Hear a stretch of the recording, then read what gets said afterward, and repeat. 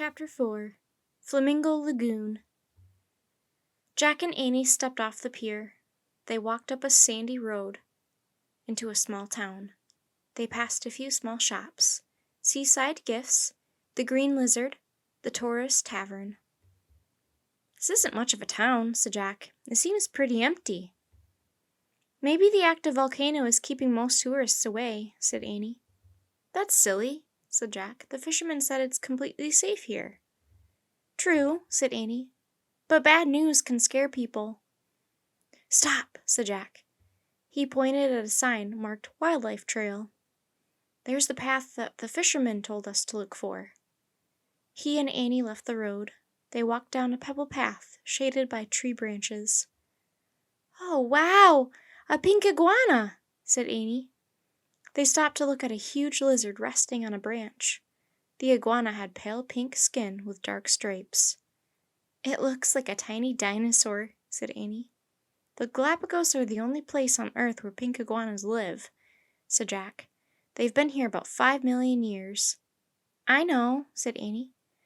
"Come on, there's the boardwalk over the lagoon," said Jack. He and Annie headed over the raised wooden walkway. As they crossed the murky water, they saw even more wildlife. The dark pond was filled with ducks. Birds were cheeping and flitting everywhere. "Mockingbirds, finches," Jack said. "Herons and flamingos," said Annie. Blue herons stood in the shallows. A pair of flamingos waded together with slow, graceful steps. They dipped their heads into the water.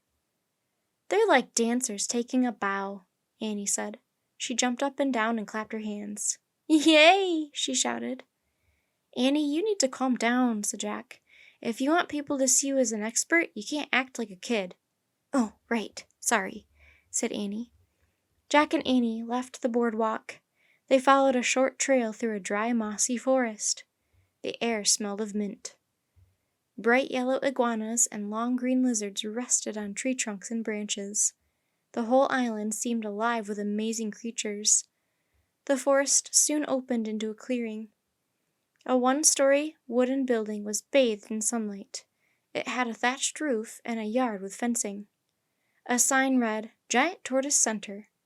"That's it," said Annie. "A turtle expert's dream." "Right, but when we go inside, remember that experts act cool," said Jack. "Cool is boring," murmured Annie. "Yeah, but knowledge isn't," said Jack, "and we have tons of it."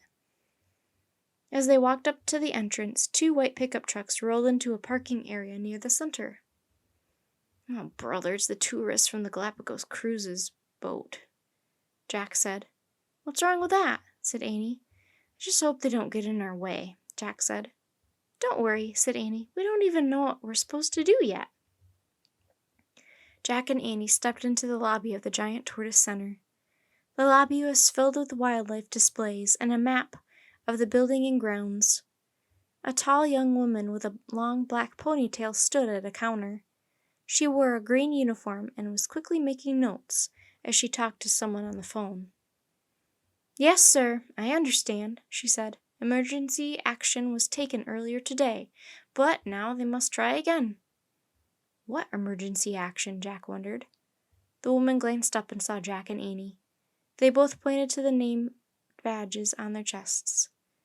The woman's eyes grew wide. "I have to call you right back," she said into the phone. Then she hung up. "Welcome, Jack and Annie," she said. "I'm Carmen, the only guide at the center right now. No one told me important guests were coming today. Our director should have been here to greet you, but we have an emergency." Before Carmen could finish, the tourist group from the boat banged through the front door.